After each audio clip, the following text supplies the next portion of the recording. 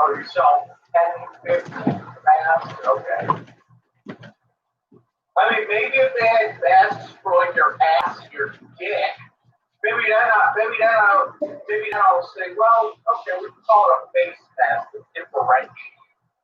But it's a mask. You're not so you put it on your face. So this is Dragon Lord Frodo, if you can hear him in the background. He's got his cavalier style, but can be a complete asshole. You know, so he'll fucking block most of the people who sub to him, but they'll stay sub to him because they don't have any other choice if they want to see somebody completely handicapped mentally. They'll have to suffer with whatever consequences take place when you go to that channel. But yeah, I got a horn to smoke, I think.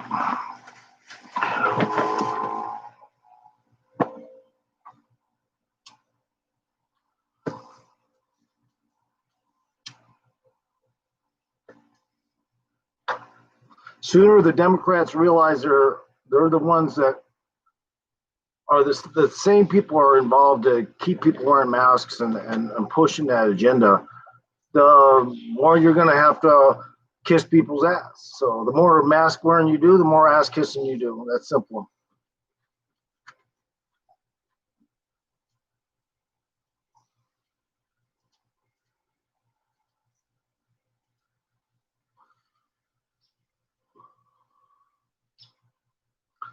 That's what I have to say about it. I mean, you know, you got to know that the old people that are vulnerable are going to die anyway. So the COVID might speed it up is all, if it just happens to be the one that dominates the destruction of them. It would more likely be the multitudes of health issues they already have. But yeah, you can sit there and play that game like the Democrats that the COVID is responsible for their death when it's not. And we'll all know who the fucking liars are. Right now, Bill Gates is probably, right now, if Bill Gates was thinking something right now, it'd be, God damn it, these people are catching on way too early. None of them want the inoculations. Now I'm pissed off. That's what Microsoft, Bill Gates is saying right now. And he's going, who the fuck, you know, why are all these people already on the bandwagon that this is somehow wrong? We need to get these people inoculated so I can make billions and billions of dollars, fire everyone that fucking, you know, caused me this issue. And now people are asking questions. God damn it. That's what Bill Gates is saying right now. Because he wants to sell that shit, you know, his inoculations and, you know, it's probably patented by Bill Gates, the COVID, you know, the virus. Anyway, I just, you know, I don't even want to look into it. It's just pretty obvious that there's a money-making scheme always when there's something going on. It doesn't always have to be started out as a money-making scheme. It could start out as an agenda that we're not even aware of. But most people think, oh, you're silly. Now what are you going to go talking about aliens again? Well, it's not going to fucking always be about us. So you need to get over that hump. When people start to think everything is revolving around human society, man, you are so fucking wrong. You are so fucking wrong.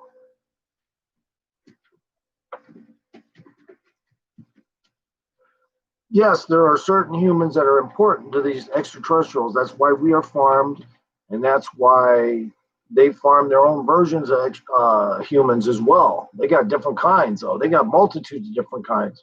They're the ones responsible for planting them on the planet. That's simple. You know, it's not about really evolution. This was kind of a falsified. It was a planned terraform planet. That's what it was. It was planned. It was terraformed. It was finished. When it was finished, they left some structures behind, but they had to fucking convert them to rock and make them look like they were built, so that humans would be daunted as to what actually took place and constantly be chasing their tail intellectually. And that is exactly what is up.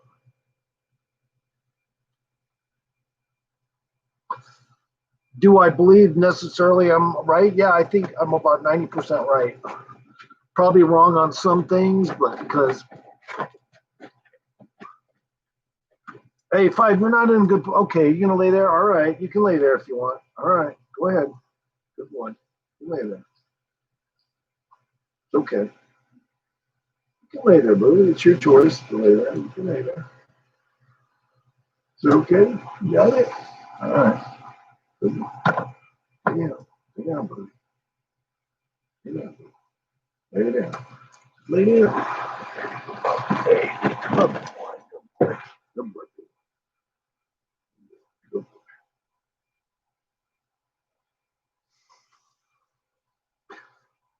I have a feeling that a lot of the structures were not rock to begin with, and the whole rock thing is one of the main ways they brainwash people. Extraterrestrial. Make it rock, and they won't know any better.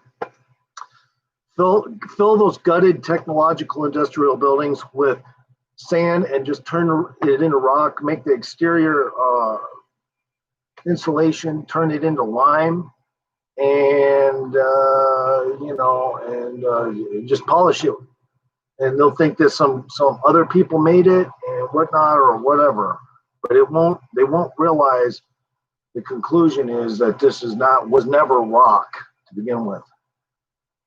It was shit that they had in place so they could terraform the planet and finish it as well. You know, when you do a job, you start from beginning and then you end it. You know, there's an epilogue to your fucking job, and that's what that shit's there for. It's like a signature. It's like, yeah, leave some of our stuff there, but make it so it looks like it was built or something. That way, you know, we don't have concerns over a little too much, giving away too much to them right up front. We don't want to do that because they need to behave the way we want them to. And obviously, they're probably going to make nuclear shit, and we're going to have to work on that too, and or transfer them to another location. So I think right now, this planet is being spec'd for different species, and we might actually have to leave. So, and when I say that, I don't mean necessarily dead. I mean, as in, you know, picked up like cargo and brought somewhere else. Extraterrestrials have some vested interest in us, and that's that we are a product, and they also are looked at that way. So why wouldn't it be unusual for us? And you know, it's just a consistent slide angle of different kinds of beings. And the ones that are like controlling our thing, this is more like a landscape feature when you're driving on off a highway and you see a park next to the highway or something. It's to them, extraterrestrials coming and going. They're like, oh yeah, we built that a while ago, but you know, humans think that they think in the linear time static quo that they are in, and they don't understand what we did over there and how we do it. But what are you going to do? I mean, we're farmed, they're farmed. What are you going to do? You know, that's how I look at it.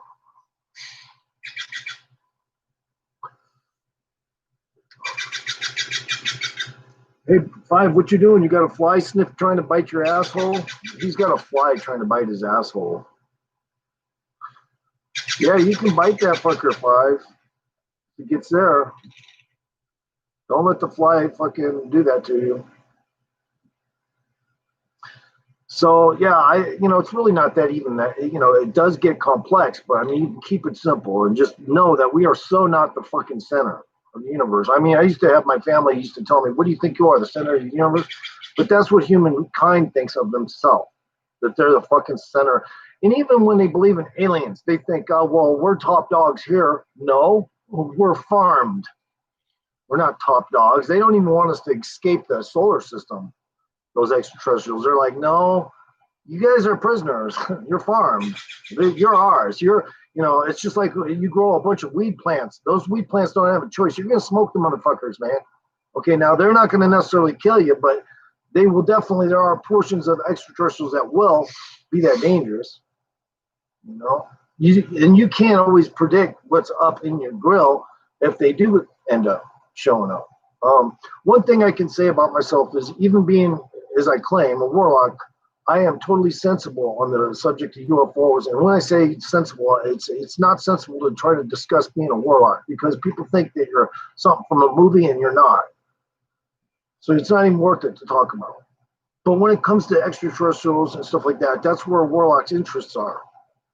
A lot of people don't know that about warlocks. How do you think intellect is gained? Is when you learn about knowledge that is almost unretrievable. Almost, not completely. Obviously, some of these vehicles crash, and the reason why some of these extraterrestrials crash is because they aren't spec'd out with the best, if you will, shops to get their UFOs fixed and whatnot. They don't have that kind of stuff. So those intersolar extraterrestrials are trapped here. They're kind of like homeless extraterrestrials because they're not allowed to go the length anymore. They've been cut off, and they're told they can hang out here, and they live under various planetoids and moons and Earth. And their technology is not as good. It's that simple. So they do crash theirs once in a while, and it's but because it's such an issue with the other extraterrestrials, when you crash a UFO, the other extraterrestrials actually have started supplying them with better equipment just because of that. Because they were crashing their shit too much coming in our atmosphere, and they were vulnerable to some of the methods we use to take them out of the sky, some of the UFOs. So now other UFOs can completely subvert any technology trying to penetrate it. But not every UFO is set up that way. It depends on what kind of UFO you're talking about, what kind of beings you're talking about. There are several different kinds of beings. Some of them are don't even realize that they're farmed as well. So a lot of them still don't realize they're farmed. And when they don't realize they're farmed, they're kind of intellectually below norm. So they're probably not going to be too much past nuclear power because they're not able to. Anyway, so the point is this: you continue to enlighten yourself when you let knowledge in, and when you let knowledge in, that is a warlock. But the warlock is processing his information when he sleeps. He doesn't understand how he does it. If he did, he may be very dangerous. So warlock it's a safety cap on warlocks not to get too powerful, so that they others can keep an eye and make sure they don't fuck things up too much.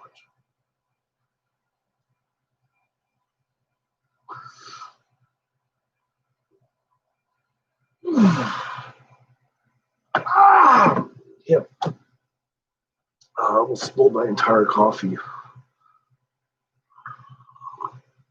So I do talk about extraterrestrials, and I do have viewpoints, and I do feel like I was downloaded information. I wasn't necessarily just based on gaining information, just a lot of downloads of information I have gotten, from extraterrestrials.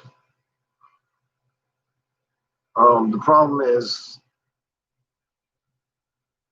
when you're talking about stuff like this, you really don't understand how to mix and match or coordinate any normal thinking pattern in association with something you're not aware of.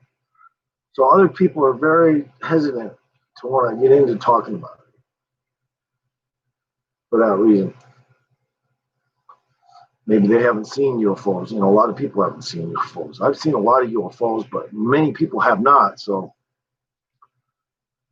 and I just look at it like this, man. I've seen quite a few by pure luck. It doesn't mean I'm special, but pure luck gave me an opportunity to have seen quite a few UFOs. I saw like 13 or 14 in a bunch once. They're in a bunch. So that just added to all the UFOs I've already seen. When I saw those UFOs, I was like, well, that was 13 more UFOs I've seen all at once.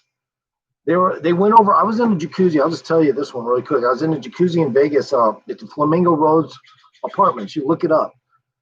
It's in Vegas. It's kind of like on the west side. And anyway, I was looking out the sky, and I saw a black dot in the sky. And but when I when I looked at it again, it wasn't a black dot. It was actually a structure up there. I said, what? Because I kind of double taked past it and I didn't see it at first because I double taked, and when I double taked, I didn't keep my eyes on it, and then I had to look back at it because it wasn't a black dot. I thought it was in my peripheral, but it wasn't a black dot. It was actually a structure up there. It was a triangular, but more like a boomerang shape. It was black. And immediately I thought it was a hang glider. You know, I'm a sensible person. I've seen a lot of UFOs, but the first thing I try to do is debunk it, make you see it as a normal thing, and I'm good with that. So I tried to act like it was some kind of hang glider at first, or somebody's.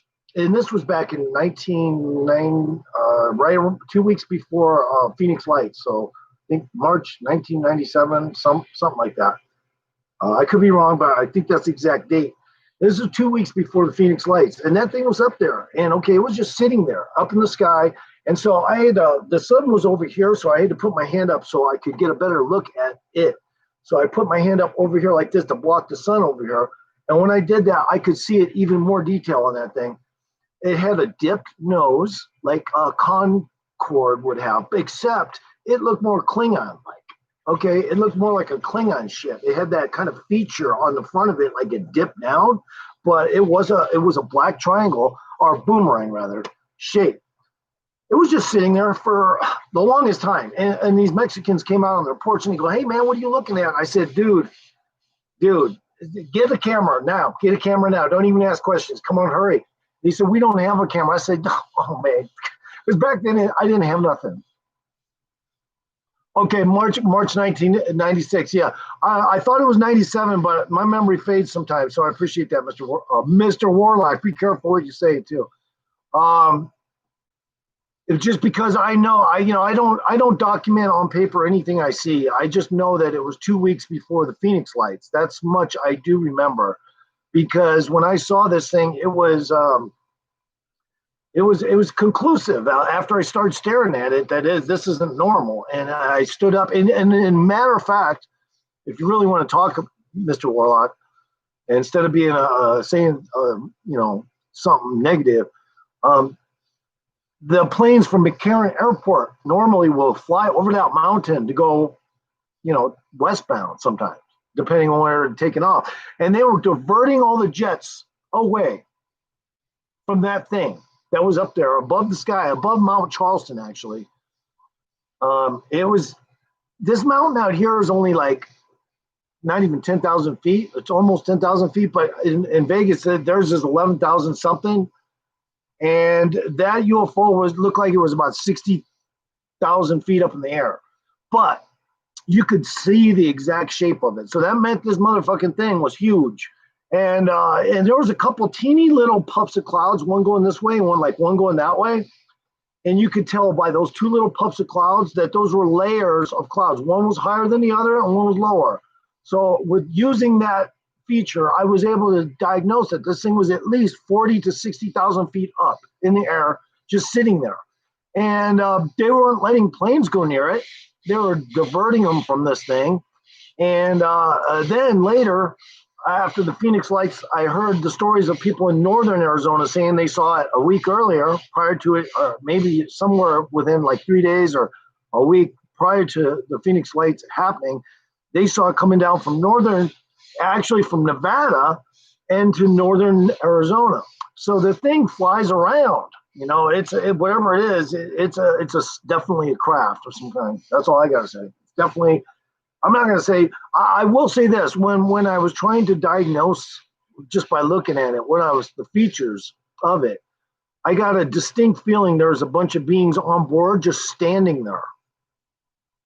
And when I say distinct feeling, I actually did get somewhat of a visual, almost like a mental, like my own psychic power, telling me that there was these large 11-foot tall, kind of like lizard looking, but not really lizard, beings standing there just going like this, all at attention, looking just right through the port front window. And then there was a feeling that there was a human contingent working in there with them. And that was the feeling I got. If you want to call it remote viewing, you can. I mean, I am a warlock. All right. And I've learned to craft that technique because extraterrestrials showed me how to do it. Once they projected their own vehicle with them on it through my mind, so I could see what was on board their vehicle. And when they did that, I learned that that might be their technology, but I can learn how to do that. And I think that's what my psychic ability can do. Sometimes it manifests to the point where I almost know what is on board that fucking vehicle. In one case, the aliens can do it, point a beam at you, and you're knowing exactly what's on their craft right away. You don't know how to get the thought to go away. It's projected in your mind, and the next thing you know, you're seeing everything on board their vehicle, and you're not even on it. So, yeah, no, they can do some stuff. And so I learned how to do some stuff. That's basically the synopsis of all the abduction scenario. I've had like a couple of abduction scenarios. I don't know what happened on board. They can rub linear time easy. So memories, even someone getting diagnosed, even somebody under hypnosis may not be able to pull it off if they were linear time was extracted. They won't have a clue how that happened. So, yeah, sometimes they don't use that technique though. If they don't use the linear time extraction, then you can probably maybe hypnotize someone to get the information back. But it depends on what extraterrestrials are dealing with you, what their protocols are. These extraterrestrials have protocols they have to follow, like a military contingency. So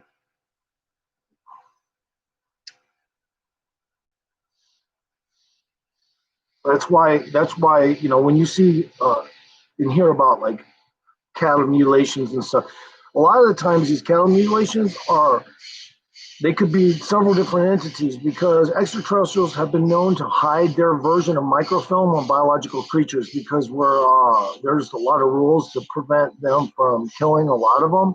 So they use cows thinking that, there's rules that people aren't allowed to get rid of these animals, so or come here for very long, so we'll just hide our shit here inside their biological material, and when we need to come extract it, that's what they do. That's my opinion.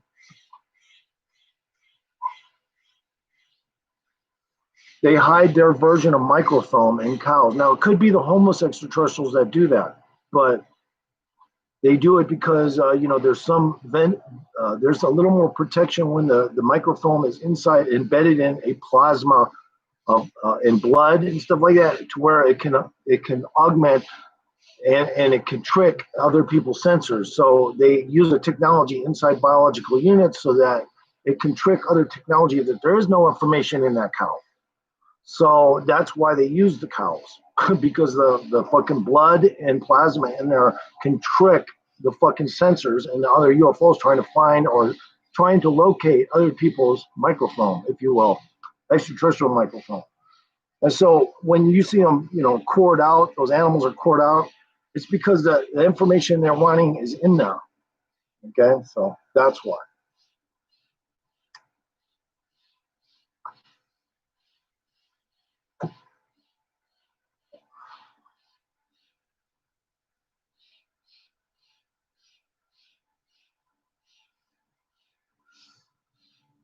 I guarantee you, this is gonna make me choke.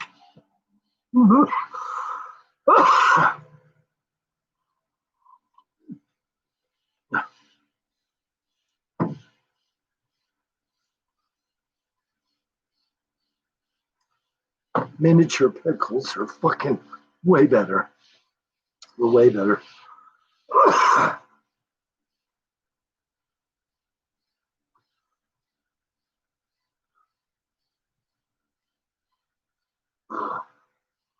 So honing your capabilities as a warlock might entail a few abduction scenarios like I've had. Because when they take you, the extraterrestrials, depending on who takes you, will give you some extra features. Kind of like X-Men. You don't realize it, but they're doing that. They're doing a diagnostic maybe on you, but they're also probably going to add some features and see how that works. So they're using their AI, genetically modified kind of version of AI that they use from a genetic standpoint, and they can manipulate. They can turn you into a robot. You, they can make it so you don't even remember anything just by proxy, because they'll feed you a signal and it'll force you to walk over to their UFO and forget everything that happened. So you just got various techniques.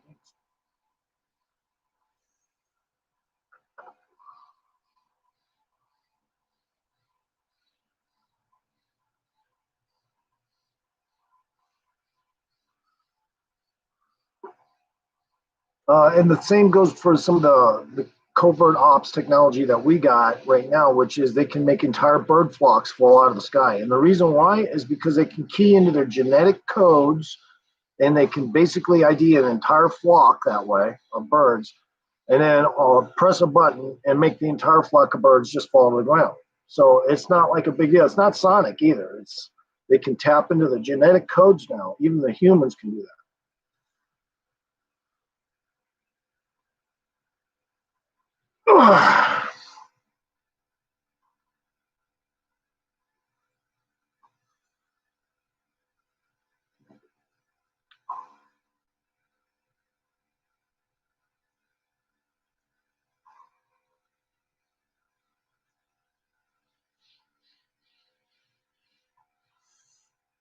This was a good horn,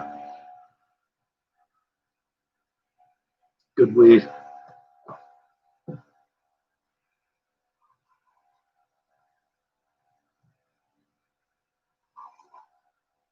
Oh.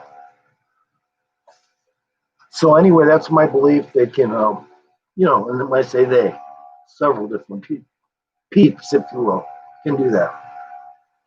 Tap into your genetic code, ID you right away, know exactly what features are in the particular human, whether or not they're allowed to do any kind of diagnostic on you at all or not. All that shit will pop up on their screen if they're trying to go check out some humans, whether or not this particular human has already been on hold for another extraterrestrial to come visit, so that other extraterrestrials are not allowed to interfere at that point. They have to go the other way. If there's, somebody has a lot of the extraterrestrials will have, a cap on certain humans because they have their own secret experiments they do. So they're not really allowing any other extraterrestrials to look at what they do. So.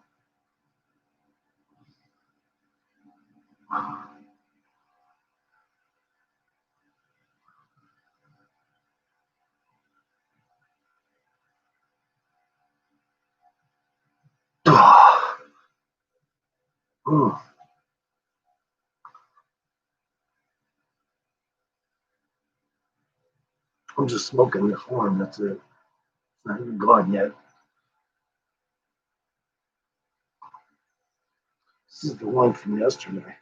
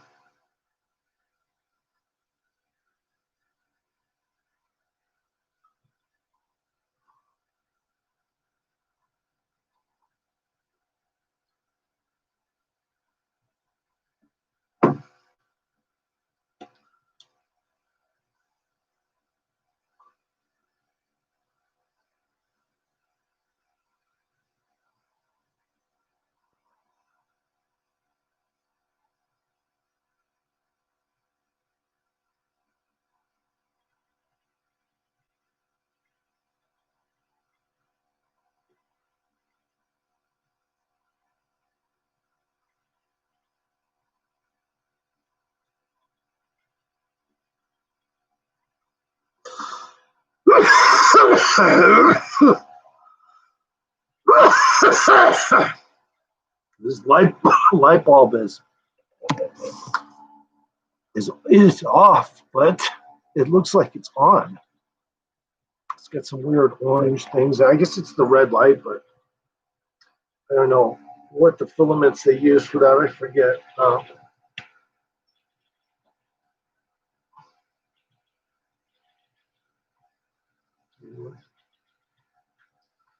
A red light.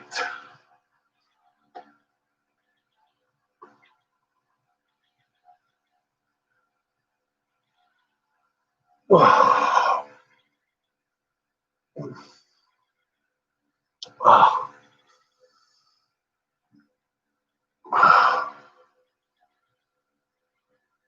Oh,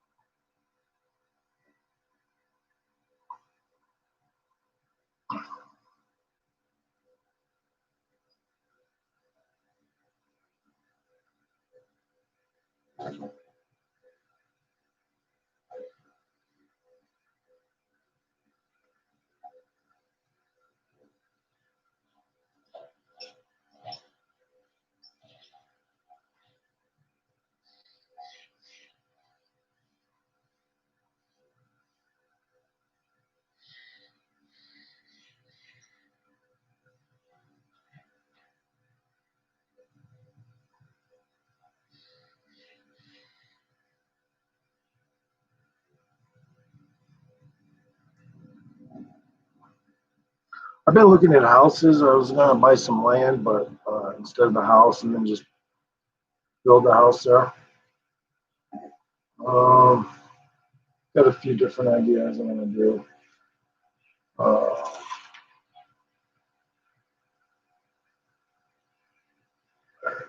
I got the whole Gabatron cage idea. Then I wanna segue it into something that's possibly even got some hydrophobic coated logs, but I was trying to get some logs and they didn't deliver them, some leftover logs from the telephone company, so I could do that. But I wanted to make them kind of hydrophobic, use some whatever, resin, polyurethane, whatever I have to do. And then I was just gonna make a prepper house on the property, maybe a property that costs about 12 grand. And maybe, who knows how many acres I can get for 12 grand, but somewhere where there's no HOA, and then just dig a big, hole in the ground there. And then just start building your house in the ground. And then before you cover it, you just build a roof, kind of like a tit-shaped roof over like 3 cargo units in there. And the cargo units are in, like, just say, for instance, a triangle shape. And in the middle, you build another room of the 3 cargo units. You build another room inside the middle of the 3 cargo units. Then outside of it, you have a circle of Gabatron cages filled with rocks. And they go down about 4 feet on each side, all the way around a circle. So the underground structure at the end of the day is going to look, similar to something from Native American lore, where they build those little circles in the ground, except for the differences. You're going to have 3 cargo units down there as housing units, and then you're going to also have your outside area where you have like flagstone and some gravel, and you can see water trickling down, but it won't trickle down on you. It'll trickle down past you, because the Gabatron cages full of rocks will act as a water drainage. And so, and then your prepper home is safe. Then you can cover it. And, the Gabatron cages with rocks go all the way to the top, though, because they're made to drain water all to the sides of the structure. So even the Gabatron cages that are underneath are slanted this way, so the water actually curves away from the structure. at some point.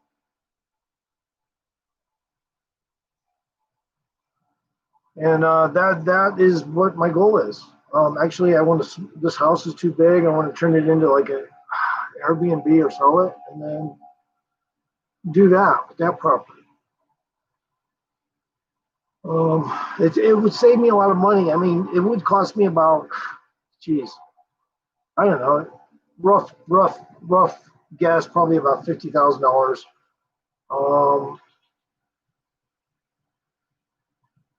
there's varying ways I can do it too. I have thought of a few different ways I can do this. I can also build a little, uh, not just extensions to the Gabatron cages that go down even further to the sides, but just for excess water drainage. That way, the whole structure is totally sound up there. I would probably build it on some bedrock anyway, though. I'd build down until I hit bedrock, and then I'd fucking build the structure on the bedrock. But I'd make the drainage still the way I was talking with the Gabatron cages. And of course, you could probably even have a high watershed location where this stuff is, and still get like no issues. You probably have no issues with water, even if there was high watershed. You'd probably have no issues with that structure. And not that it'd just be cool. And also you could walk out of your your artificial rooms and shit, and then you have this outdoor kind of like almost field. It's not heated like in the indoor cargo units. It's kind of like a little less or a little more mild out there. It's like outdoors. So you kind of like have your outdoor version. What is it, Boo Boo? Go check it out. See if it's a bear. Good boy. Is it a bear? Where's a bear? The bear? Where's the bear, Baba? I have to do this with my dog to see if he'll go. If there is a bear, I want him to be right on that shit. But there's no bears, right? Okay, good boy. Come here, Baba. Come here. Come here. Come here. Bye. Come here. Come here, lady. Come here. Okay. So he just got confused. He heard something. Come here, Bubba. All right, good boy. Now he's stretching, so he's good. But when a bear comes around, he starts putting his nose up in the air and sniffing. So I do the same thing. I'm not kidding. And he knows that means I think it's a bear too. So I do that with my dog. And when I do that, it makes him 10 times more interested in checking it out outdoors and stuff. I ain't gonna lie though, my dog one of these days, he's probably already ran it. There was a bear that tried to get in my gate a couple days ago on my front porch, and it just tore the gate through the gate. Everything. My dog probably went out there and scared it back away because I use a doggy door there. And so, Jesus, man, bears are something else. I almost ran into one on my skateboard, so I should know. Trust me. And their shit can be a hassle. If you run into, but it's hard not to miss. It's hard to miss their shit on the road. Okay, it's not something you fucking, oh, I didn't see it and crash. No, you can run into their shit just by the sheer fact that you wasn't there 2 minutes ago. Now there's a bear shit there. Bear shits are definitely something to be concerned about when you're on a skateboard, and bears mostly though. Because if you were to run into a bear, I mean, I've seen a dog run into a bear, like he attacked it and he just bullseyed into the bear's side. And the bear just kind of looked at him like, oh shit, what did I do wrong? I swear to God, the bear didn't even get aggressive with the dog. He was just like, oh hell, what did I do wrong? And then, see, my dog's like on it now. Hear me mention bear. Go check it out.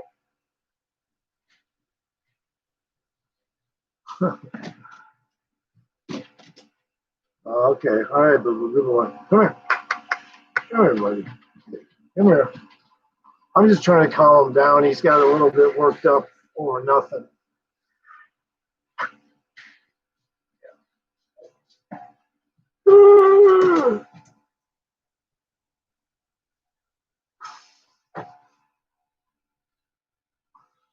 So, God, man, in military school, this is how it was.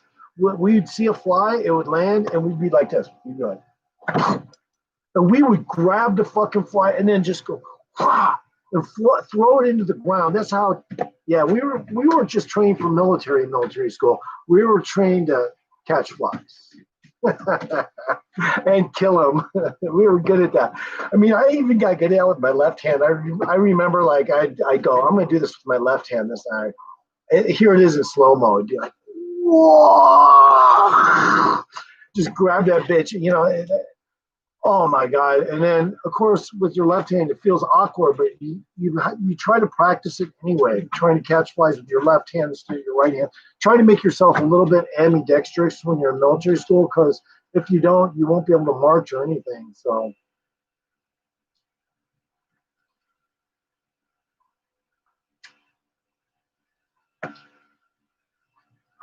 I don't have anything in there. But you know what I can do? I can either smoke a little of that or come back over here and do some more of this, which is these are really small buds, but they're really primo. So luckily that's the case. But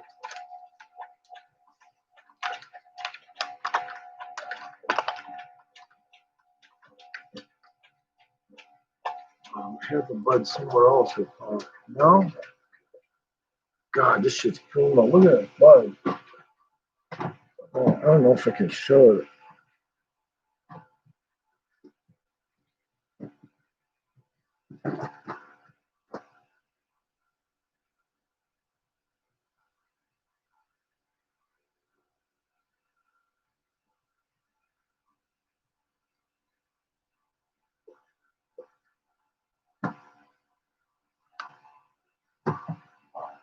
Some good bud.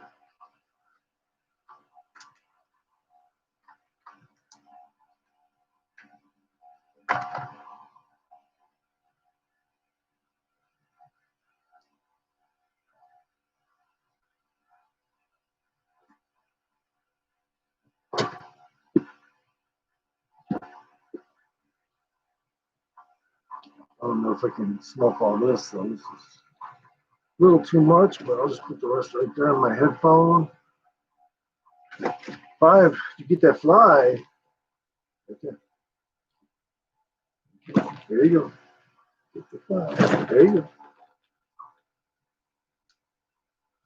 go. Training my dog to get flies, I'm not going to kid around, guys, has made this dog exceptionally and extremely high-strung with bite mode.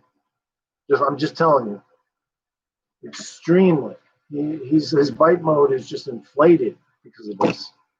Because he's practicing biting, and he's not slapping his teeth together, which is good because you don't want a dog to do that; they'll break their teeth. So he's actually doing it in a controlled way. Good boy, Fred. He's good at catching flies, and it's harmless. They in nature they eat food that's got flies all over it. So yeah, they're fine as long as they don't have worms. They're fine. Get the fly.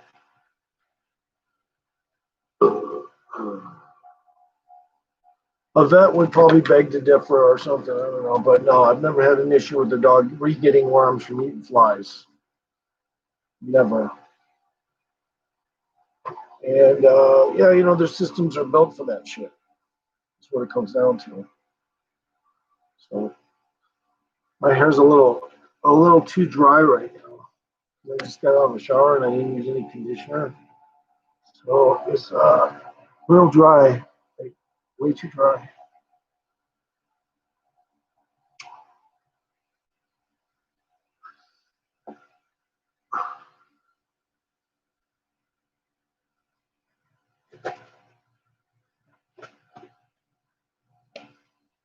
I'm just keeping the live stream going for no reason. I actually probably need to skedaddle, do some things. So I'm going to end the stream. Thanks for coming in.